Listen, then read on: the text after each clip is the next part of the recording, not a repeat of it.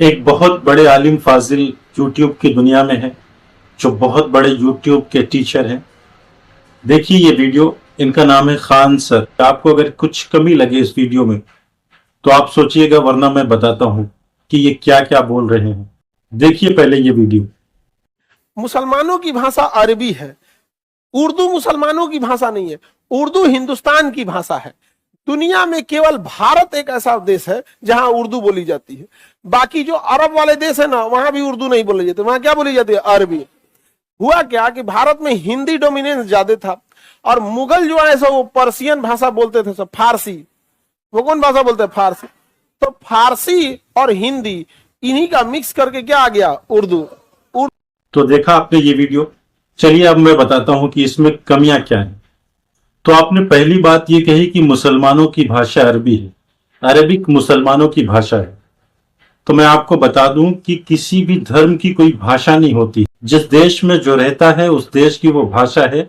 वो हिंदू हो, मुसलमान हो, ईसाई हो, कुछ भी हो, जो जिस देश में रहता है उस देश की भाषा बोलता है। धर्म के आधार पर भाषाएं नहीं बोली जाती।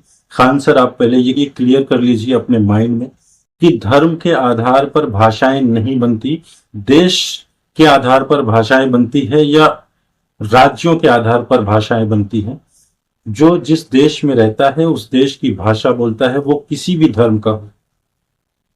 तुर्की का मुसलमान टर्किश बोलता है, यूरोप का मुसलमान इंग्लिश बोलता है, अफ्रीका का मुसलमान अफ्रीकी देशों में बोली जाने वाली भाषाएं बोलता है, चाइना का मुसलमान मैंड्रिन भाषा बोलता है, जापान का मुसलमान जापानी बोलता है, मलेशिया का मुसलमान मले बोलता है, ईरान का मुसलमान फारसी बोलता है, बांग्लादेश का मुसलमान बंगाली बोलता है।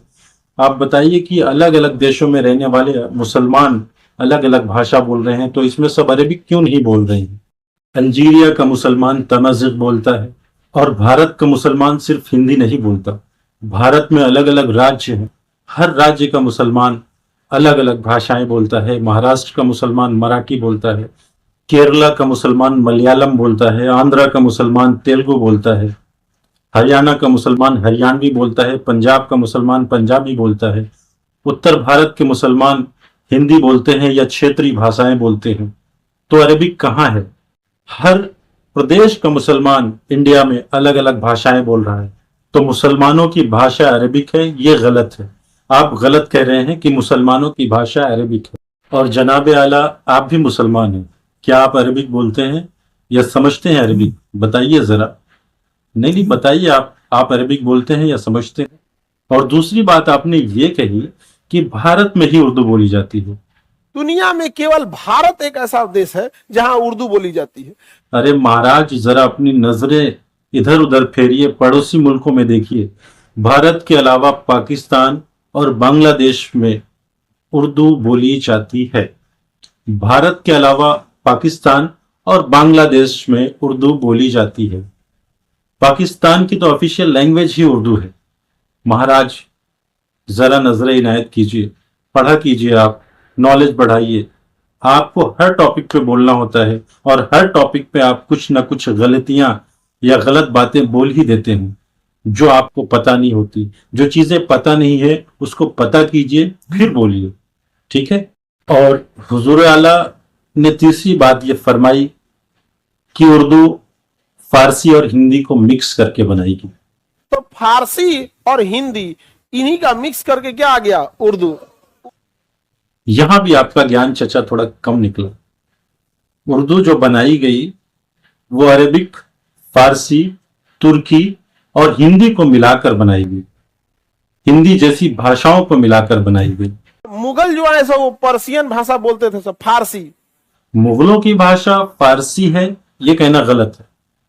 मुगलों की भाषा उज्बेकिस्तान से मुगल आए थे, उनकी भाषा उज्बेक, यानी उस वक्त चगताई तुर्की कहा जाता था, वो भाषा बोलते थे। जो कामकाज की भाषा है, जिसमें दरबारी भाषा हो गई, वो फारसी थी।